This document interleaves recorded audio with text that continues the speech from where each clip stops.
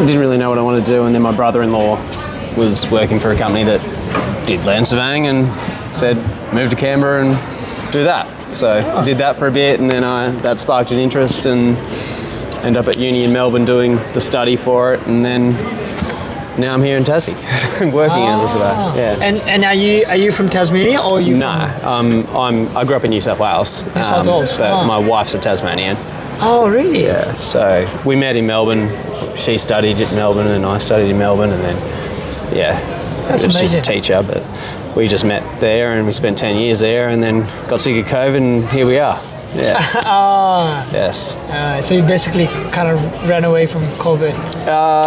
Pretty much. It was a combination of, we had a newborn son, and we were like, we can't do that. Like, we did the first 12 months of Melbourne lockdowns, and we didn't want to do another year. We knew what was coming for that second year, and we were like, I can't do another winter like the last one. So that's a smart move. That's a smart move. During the COVID time, I was back in South Korea. Yeah. And then the COVID happened, and my parents were like, what are you doing over there? Just come here. And then I went back to Nepal, and it was amazing. Yeah. Tell me a little bit about you, man. What's your name, and what's your background? Yeah. Just give it a 2-minute intro. My name's Nick. I work as a land surveyor. I live here in Lonnie. Not from Tassie, but been here for a few years now. How do you like Tassie? It's a lot more like home. I grew up in rural New South Wales. Like, obviously the temperature's a bit different, but it's that country relaxed feeling, like home. It feels like a good place to raise a family, which is good for me. I've got 3 little boys, so I very busy with them. That's amazing. Yeah. You're always busy when you have kids. Yes, definitely. Yeah. There's never a moment where you're not. That's for sure. Yeah. Some people, they take kids as a burden after a while, because I've heard like, I've got kids, I have to do that. There's no time for nothing. How do you feel about it? Like, I love being a dad. I get that feeling, but I enjoy being a dad. So, like, I just think you just got to embrace that life season. Like, if you're in that season where you've got, they're all under 5 at the moment, like, that's just life, and it slows down. It's not, you can't just grab your keys and walk out the door anymore. It's not an option. So I think you just got to look at it from perspective. Like, when you're 80, you're probably going to be looking back going, those were the best days of my life, where I had little kids, 3-year-olds running in, jumping on me, thinking that you're the best person in the world. You're God to them, So that's where my head's at this point, because I know, like, you can look at so many things as so much harder than they should be. Yeah. But that's just where you're at. It's always hard. Yeah. You got to choose your heart. And I think you got to pick what's worth, like, battling on. Like, safety. Yeah, there's probably some rules you got to follow in there. You don't want them jumping off the roof of the house, but hey, if they want to climb the apple tree, maybe that's okay. That sort of stuff. You let them do it. Yeah, exactly. Tell me, Nick, what's part of you that most people wouldn't notice at a first glance? Like, I think I'm a fairly logical person, but yeah, I still get nervous. Like, when you sort of approached me, I was like, oh, do I want to do this? It was like, when I said, I want to talk to you, he was like, okay. But when I said, I'm going to record that, he was like, Yeah. What's the worst going to happen, I suppose? Yeah, what's the worst going to happen? Yeah. My second question is, what's a life lesson that you learn from experience, not advice? Not from books, not from people giving you advice, but something you actually lived and learned.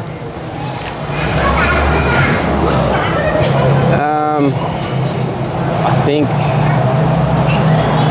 I've witnessed, like, hardship in those around me. Not so much, I've been probably pretty lucky myself, but watching those around you go through some hardship and sort of being that support, you realise how important that is, I guess. If someone passes away, or someone, is going through a tough time, that's the sort of stuff that until you're going through that, and it's not even directly, like, I haven't lost a parent or anything like that, so I'm fortunate, but like my wife has and that sort of thing. Until you sort of go through that, it's something you really can't comprehend, I think. Yeah. And I'm not even that directly, it's not my parent, but it's still, you realise how much that you rely on that person and they need you or you need them or whatever. I guess that's probably the main thing that I've, I guess, learnt from just experience. But, yeah. And then, how long ago was that? I was If you back don't mind me in asking. 2016. 2016. Yeah. And your wife lost her parent, Yes. Well, Mom, her Dad. stepfather. her stepfather. Yes. Who was, majority of her childhood was dad. So, really dad, you know. Yeah. So, that was- really, I guess that was a really big turning point in, I guess, our relationship as well, because I was just like, this is, I felt it, even though, like, I still knew him but all that, but I felt it like she did, and that sort of stuff. And what have you learned from that? Just don't take life for granted, I suppose. You know, he was only just turned 70. My old man right now, he's like 70, 76, 77, and it's like, there'll be a day I won't be able to call him. You know? And would you and you are grateful that he is here? Yeah, definitely. And do you talk to him?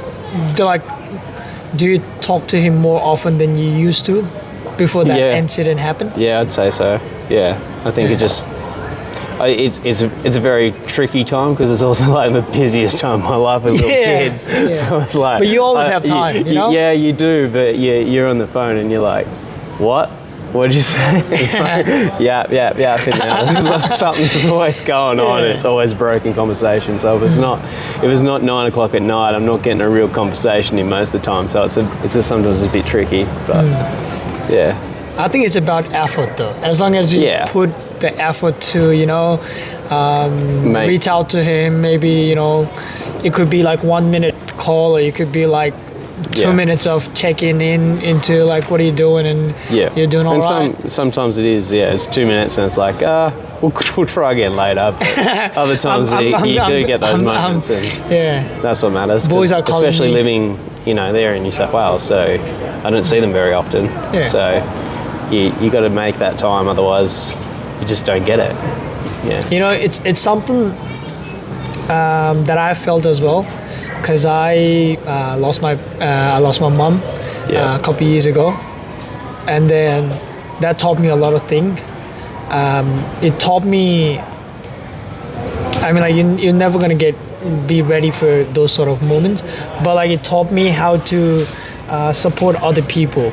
Yeah. If someone were to experience similar loss, then now I know how to actually approach that. Yeah. how to actually That's support something them. I definitely, I'm a lot more in tune with. Like, I'd rather raise it and mention it to someone and be like, sorry for that loss or whatever, than just try and sweep it under the rug, because I think that happens too often. Then people are like, well, they're forgotten now. Like, everyone's exactly like, mum doesn't exist or dad doesn't exist, even though they're such a huge part of your life. You kind of, it might be hard to talk about them, but you don't have to continue the conversation, but you can acknowledge it. Yeah.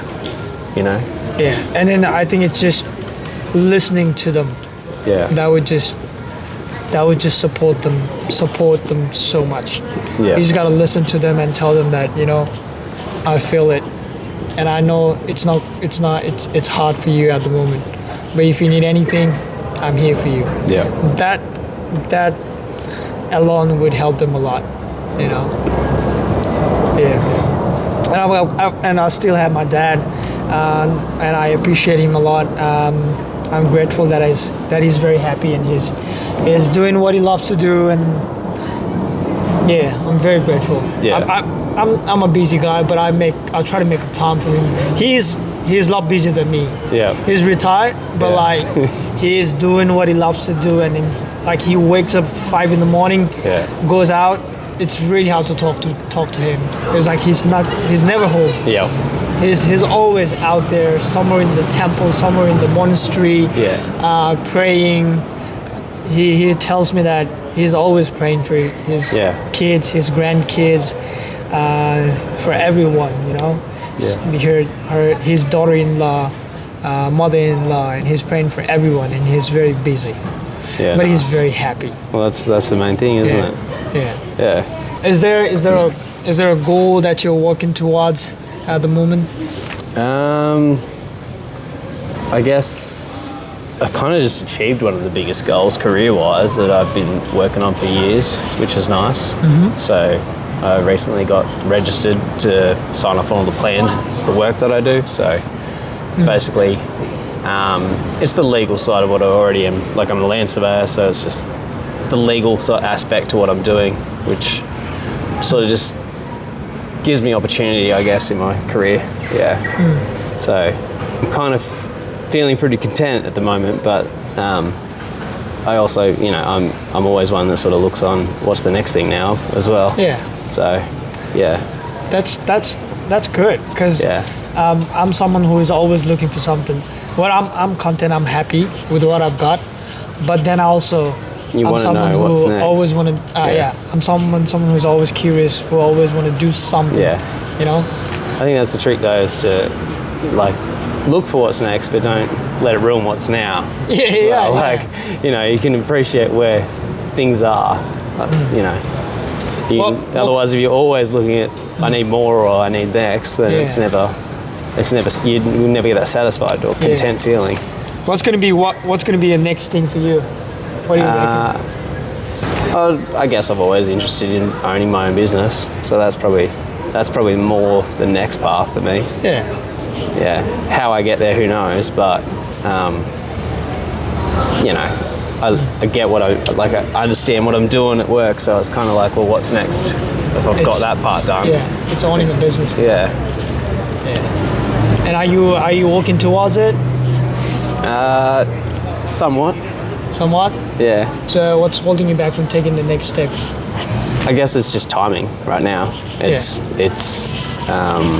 like I said, just sort of got that career milestone over. Now it's sort of like that in-between phase where I'm not full swing ahead at anything, but I have ambition, but I don't have to achieve it tomorrow either. So it's not feeling like a rush thing to do. I guess that's it. And as well as I've got a busy home life, so you're gonna have to balance your time somehow.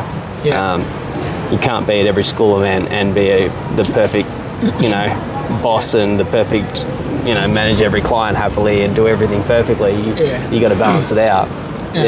It's about priority. Exactly. And at the moment, your priority is your family, your kids, it's your family.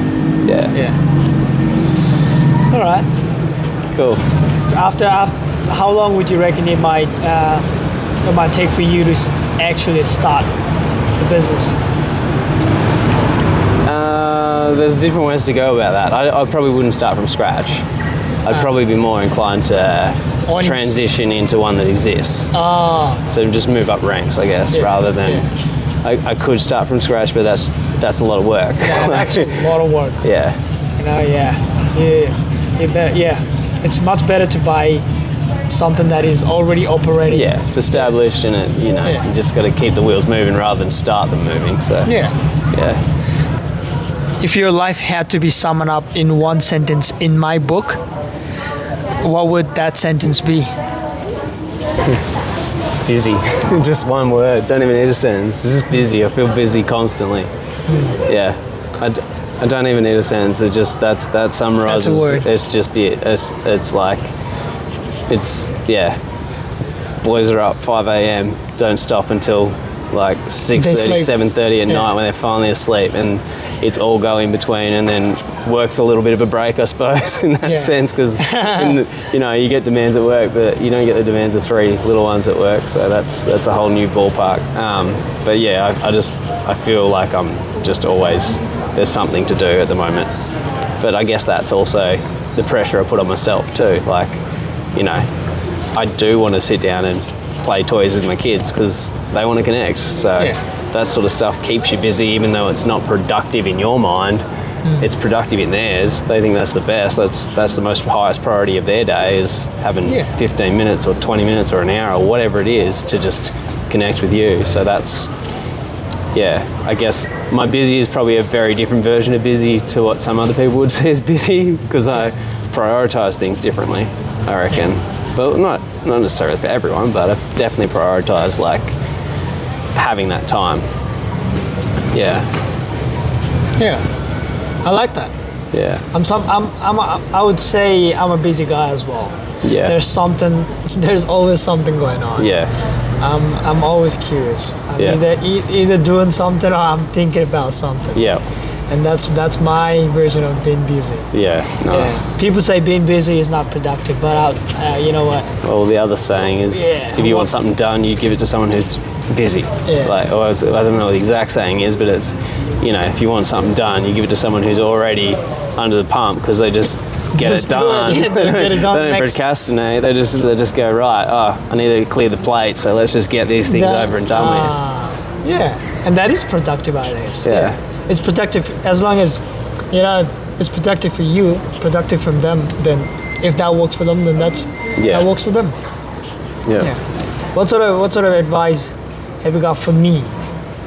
I'm doing this and I'm doing that and all that. Have you got, having this chat or conversation? What advice do you have? What feedback do you have? Anything I can improve on? I'm guessing you're in that phase. You don't have kids or anything yet? Nah. Yeah, so it's sort of like that was probably one of the biggest jumps in my adult life, was having kids, and that's something you just can't prepare yourself for. Yeah. But you just got to embrace it. That would be my advice for you. You'll hit that point, and when you're there, you'll be like, I thought I was so busy when I was doing my podcast.